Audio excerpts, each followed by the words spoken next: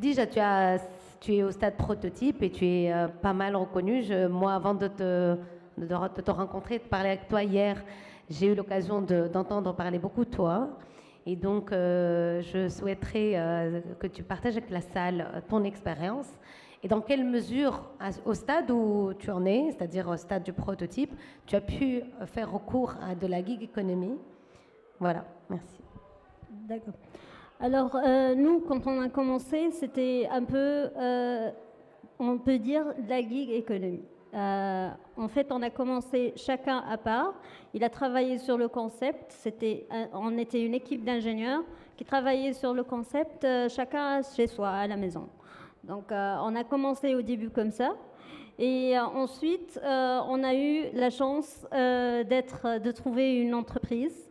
Certes, aujourd'hui, les startups ont beaucoup de difficultés à être accompagnées, mais nous, on a eu cette chance. On a trouvé une entreprise qui nous incube aujourd'hui et qui finance notre prototype. Et c'est un peu du donnant-donnant. Donc, on fait notre prototype et en même temps, ce qu'on va développer, eux aussi, ils peuvent le réutiliser après, plus tard. Juste pour expliquer un peu ce que c'est le prototype, de quel projet il s'agit, c'est une voiture électrique pour personnes à mobilité réduite. On a gagné beaucoup de compétitions en effet. À force, on s'y perd un peu, tellement on en a gagné, mais le dernier concours, c'était le Next Woman, la plurielle competition. Grâce à laquelle on va aller à Amsterdam présenter notre projet à la finale. Je pense qu'on peut l'applaudir, hein. Merci. Voilà.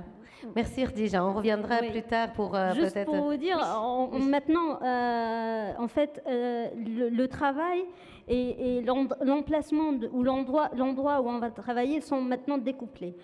Aujourd'hui, on peut travailler n'importe où et on n'a pas besoin d'aller tous les jours travailler dans une entreprise ou dans un bureau.